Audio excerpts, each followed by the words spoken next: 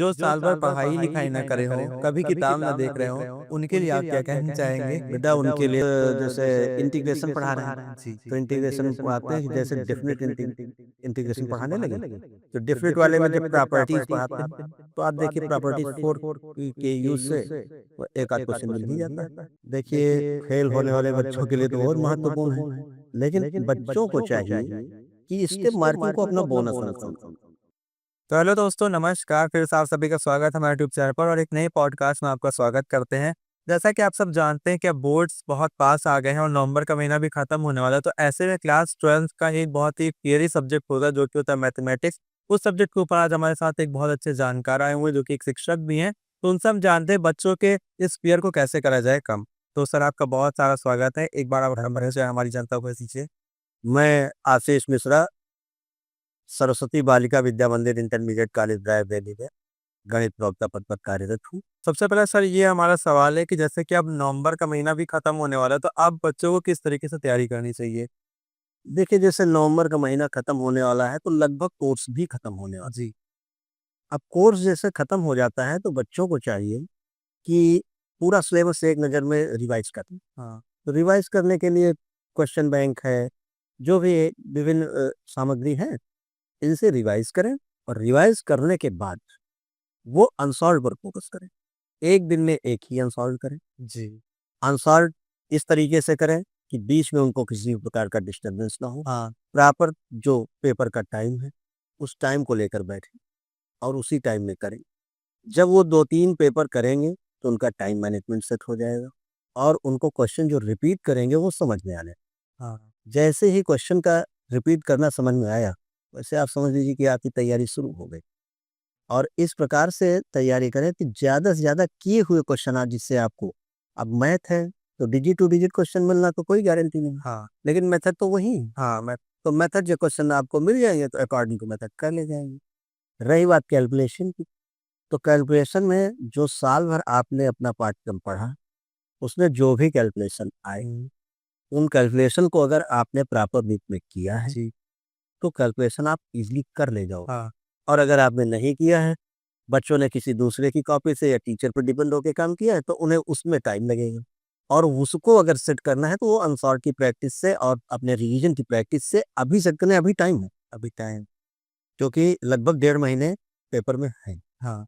तो इस सर, वजह से ये तो रही जैसे एक सामान्य बच्चे जो पढ़ लिख रहे हैं उनके लिए। जो साल भर पढ़ाई लिखाई ना करे हों, कभी किताब ना देख रहे हों, उनके लिए आप क्या कहना चाहेंगे? बेटा उनके लिए तो मैं सब्जेक्ट पर जो आम जनमानस की भाषा है कि बहुत कठिन सब्जेक्ट है, जैसा कि आपने पहले कहा कि पेयर वाला सब्जेक्ट, पीयर वाला पद। तो उनके लिए तो वही साबित होगा। रीज़न ये है कि यदि आपने बुक उठाई ही नहीं, तो आपके पाठ्यक्रम से ही परिचित नहीं हैं। हाँ। और हम एक चीज़ कहना चाहेंगे कि गणित का पाठ्यक्रम जैसे एक चैन की कड़ियाँ जुड़ी होती हैं, हाँ। ऐसे पिछली कक्षाओं से जुड़ा हुआ होता है। यहाँ तक कि जैसे इंटरमीडिएट क्लास 12 पढ़ाने लगे, तो कई जगहें ऐसी आती हैं कि बताना पड़ता है, ये चीज़ आपको क्लास 6 में बताई गई, ये 9th में बताया गया होगा, ये चीज़ 11th में बताई गई हो। एक सामान्य-सी बात है, सब्जेक्ट पर ही बात करना चाहूँगा कि जैसे क्लास 11th के सिलेबस में आप लोग बच्चे जो हैं, वो शंकु परिच्छेद यानी कॉनिक सेक्शन पढ़ते हैं। अब कॉनिक सेक्शन में 4 फिगर है, जो कि सिलेबस में है। आपका सर्किल है, पैराबोला है, इलिप्स है, हाँ। हाइपरबोला है। हाँ। अब इससे रिलेटेड क्वेश्चंस उनको एप्लीकेशन आप इंटीग्रल्स में मिल जाते हैं। तो इंटीग्रेशन के एप्लीकेशंस का क्वेश्चन, हाँ। अब इसमें रिलेटेड क्वेश्चन मिल जाते हैं, जैसे वो 11th के सिलेबस से ये चीज़ें पढ़ के नहीं आए ना, तो फिर वो बताइए कैसे कर पाए? तो सर, अब हमारा दूसरा सवाल ये है कि जैसे कि स्टेप मार्किंग जो होती है, स्टेप मार्किंग क्या है और कितना महत्व रखती है पेपर्स में? देखिए, फेल होने वाले बच्चों के लिए तो बहुत महत्वपूर्ण है, लेकिन बच्चों को चाहिए कि स्टेप मार्किंग को अपना बोनस अंक समझें। अच्छा। आप 100% मार्क्स पर विश्वास कीजिए और आप अपना पेपर अच्छे से करिए, जिससे कि आपको क्वेश्चन में फुल मार्क्स मिले। जी। स्टेप मार्किंग के लिए आप क्यों काम करें? मान लीजिए कि काम करते हुए कहीं कोई मिस्टेक हो गई, इतना काम कर रहे हो, कहीं किसी भी कमी के कारण कोई मिस्टेक हो गई, हाँ। उसमें यदि स्टेप मार्किंग मिल गई, तो वो आपके लिए बोनस। ये सोचकर बच्चों को काम करना चाहिए, लेकिन ये सोच के काम नहीं करना चाहिए कि स्टेप मार्किंग से हम डिवीज़न मेंटेन करेंगे कि हम पास हो जाएँ।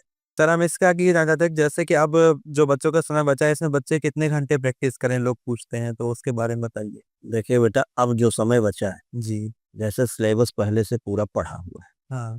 जैसे-जैसे टीचर्स बच्चों को सिलेबस पढ़ाते रहे, हुँ। बच्चे अपनी प्रैक्टिस करते रहे, प्रिपरेशन उनकी ठीक चल रही है, तो वो जिस रूटीन वे में चल रहे हैं, तो उसी में चलते हैं। लेकिन अगर उन्होंने स्टार्टिंग के टाइम को रेस्ट टाइम दे दिया, तब तो उनके लिए चैलेंजिंग समय है। जी। वो अपना मैक्सिमम टाइम तैयारी में दें और सभी विषयों को उसके हिसाब से टाइम दें। हाँ, मतलब यही। क्योंकि परसेंटेज मेंटेन करने में आपके जितने भी विषय हैं, सबका पेपर तो 100 मार्क्स में ही, हाँ, तो सबका बराबर का योगदान। योगदान।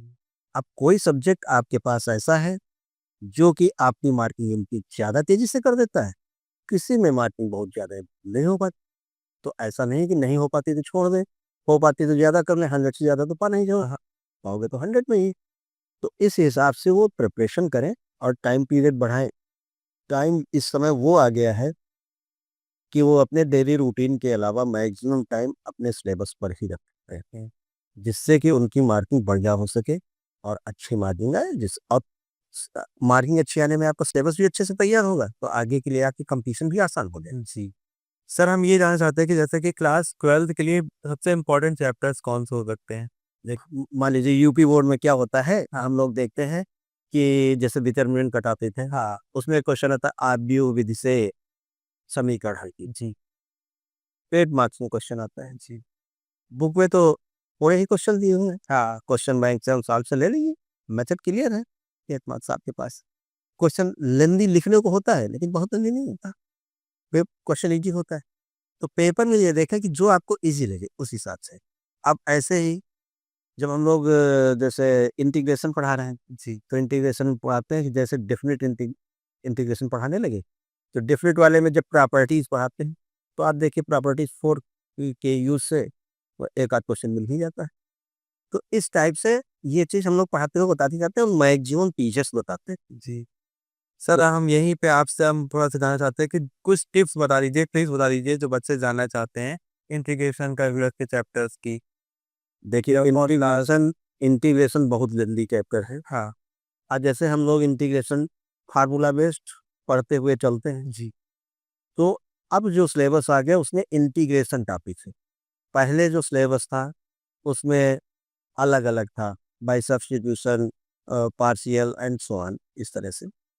तो जैसे हम लोग जब फंक्शन इनटू फंक्शन पढ़ाएंगे, तो जब 2 फंक्शंस होते हैं, तो एक बुक में लिखा हुआ था अभी ना, जी। उसमें फार्मूला आता है आई का। अच्छा। तो जैसे आई का मतलब हो गया आपका इनवर्स फंक्शन, एल से लॉगरिथम और ए का मतलब अलजेब्रिक हाँ। फंक्शन और टी का मतलब ट्रिग्नोमेट्रिक, ई का मतलब एक्सपोनेंट। एक्सपोनेंट। आप लिख लीजिए, जो पहले आए वो फर्स्ट फंक्शन, जो बाद में आए वो सेकंड फंक्शन, आप करिए। तो इस तरह की आई थिंक मैक्सिमम चीज़ें टीचर्स क्लास में एक्सप्लेन करते हुए, चाहे वो कोचिंग टीचर हो, चाहे ट्यूशन टीचर हो या स्कूल टीचर है, वो सब बताते हुए चलते हैं और बच्चों को इस चीज़ को केयर करना चाहिए। हाँ। जैसे मैंने अपने क्लास में जब पढ़ाया, तो जैसे ही वो एक्सरसाइज स्टार्ट हुई, सबसे पहले ऊपर एक्सरसाइज जहाँ बच्चों ने लिखा है उसके ऊपर लिखा हुआ है आई। सर हम ये जानना चाहते हैं कि फ़ॉर्मूला जो होते हैं बच्चों को फ़ॉर्मूला कितना इम्पोर्टेंट होता है आप मेंटेन कर लें? देखिए, फार्मूला मेंटेन करना बहुत इंपॉर्टेंट है, लेकिन अगर फार्मूला नहीं आएगा आप तो क्वेश्चन कैसे करोगे हाँ। और फार्मूले को कैसे क्वेश्चन में प्रयोग करें। जी। लेकिन मेरा ये कहना है कि फार्मूला सिर्फ और सिर्फ याद ही नहीं करना चाहिए। अच्छा। फार्मूला जब आप प्रैक्टिस पे हो, साल भर में आप प्रैक्टिस करते हैं, तो जब आप क्वेश्चन को सॉल्व करते हो तो use the formula this equal to this, हर क्वेश्चन में लिखिए जहाँ ये फार्मूला लग रहा है, हो गए। तो आप चाहो न चाहो आपकी पेन लिख देगी, क्योंकि ये चीज़ आपकी प्रैक्टिस में है। कभी-कभी लोग कहते हैं ना कि हमको ये नहीं बोलना था, आज पर हम बोल लें। हाँ। तो वो आदतों में ही आपके आ जाए, तो आप कर, ये आप ऐसी आपकी हैबिट, मतलब बच्चों की हैबिट। बच्चों के बेट ये मतलब फ़ॉर्मूलाज़ जो होते हैं उनको पहले से मेंटेन कर लें और ये चीज़ अपनी हैबिट में लाते हैं ये कि हमको हैबिट या स्टार्टिंग से ले लो।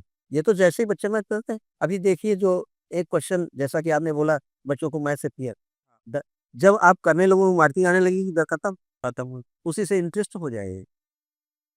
सर हमारा लास्ट ये क्वेश्चन है कि जैसे कि आप बहुत जगह प्री बोर्ड हो रहे होंगे या होने वाले होंगे, अगर मान लीजिए प्री बोर्ड में कम नंबर आते हैं मैथमेटिक्स में, तो वो बच्चा अपने को कैसे स्टेबल करे बोर्ड्स के लिए? उसके लिए आप कुछ कहना चाहते हो तो?